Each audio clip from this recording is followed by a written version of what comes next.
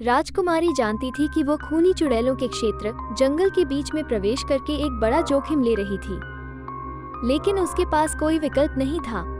उसे अपने भाई को बचाना था, जिसे चुड़ैलों ने अपने अंधेरे अनुष्ठानों के बलिदान के रूप में अपहरण कर लिया था। उसे अकेले ही उनका सामना करना पड़ा, क्योंकि किसी और ने उसका पीछा करने की हिम्मत नहीं की। उसने अपनी जादुई तलवार को कसकर पकड़ लिया और महसूस किया कि उसकी शक्ति उसकी रगों में प्रवाहित हो रही है। तलवार उसके पिता राजा की ओर से एक उपहार थी, जिसने इसे एक रहस्यमय जादूगर से प्राप्त किया था। तलवार किसी भी वस्तु को काट सकती थी और जब भी उसे खतरा महसूस होता तो वो तेज रोशनी से चमकने लगती थी। राजकुमारी को उम्मीद थी कि यह उसे चुड़ैलों के जादू से बचाने के लिए पर्याप्त होगा। वो चुड़ैलों के गांव में पहुंची, जो हड्डियों और खालों से बनी झोपड़ियों का एक संग्रह था। उसे जीवन का कोई संकेत नहीं दिखा, लेकिन वो जानती थी कि वे उसे देख रहे थे। उसने महसूस किया कि उनकी निगाहें उस पर हैं और उनका द्वेष हवा में है। वो सबसे बड़ी झोपड़ी की ओर चली, जहां उसे लगा कि उसके भाई को बंधक बनाया गया है। उसने लात मारकर दरवाजा खोला और एक भयानक दृश्य देखा। उसका भाई एक पत्थर की वेदी पर मोमबत्तियों और प्रतीकों से घिरा हुआ लेटा हुआ था। वो बेहोश था और उसकी छाती खून से लथपथ थी।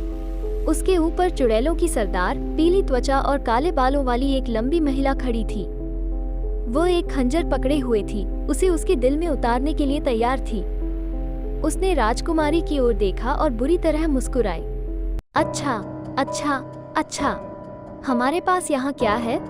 एक बहादुर छोटी राजकुमारी अपने भाई को बचाने के लिए आई है। कितना प्यारा, कितना मूर्ख।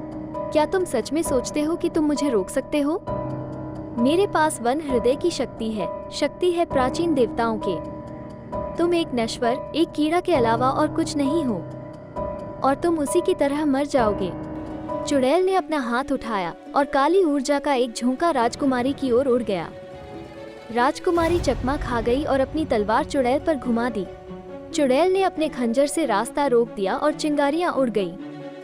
दोनों महिलाओं के बीच भयंकर द्वंद्व हुआ, मारपीट और अपमान का आदान प्रदान हुआ। राजकुमारी कौशल और साहस से लड़ी, लेकिन चुड़ैल क्रोध और चालाकी से लड़ी। उसने अपने जादू का उपयोग भ्रम, ध्यान भटकाने और जाल पैदा करने के लिए किया। उसने राजकुमारी को उलझाने के लिए लताओं, कांटों और जड़ों को बुलाया। उसने राजकुमारी पर आग के गोले, बिजली के बोल्ट फेंके और शाप दिया। राजकुमारी बमुश्किल उनसे बचकर चुड़ैल के करीब जाने की कोशिश करने लगी।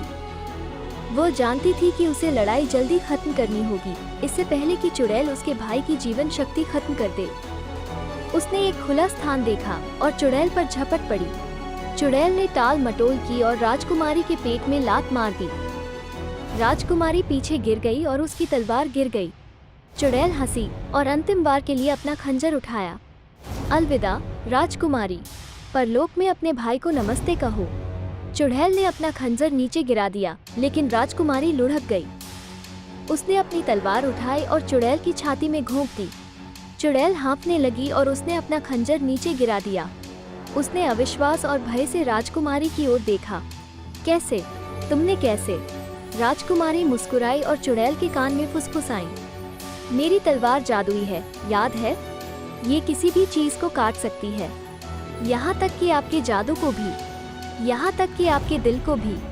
चुड़ैल की आंखें चौड़ी हुईं और फिर बंद हो गईं। वो मृत अवस्था में जमीन पर गिर पड़ी। राजकुमारी उठी और अपने भाई के पास दौड़ी।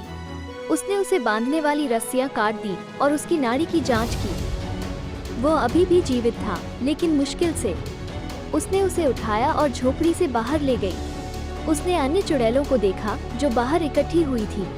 उन्होंने आश्चर्य और विस्मय से उसकी ओर देखा। उन्होंने अपना सिर झुका लिया और एक ओर हट गए। वे जानते थे कि वे हार गए हैं। वे जानते थे कि राजकुमारी ने स्थिति बचा ली है। और भी मजेदार कहानियाँ देखने के लिए सब्सक्राइब करें सैदी कॉमिक्स को और बेल की आइकॉन को दबाव ताकि तमाम कहानी तक सबसे पहले आप पहुँच सको।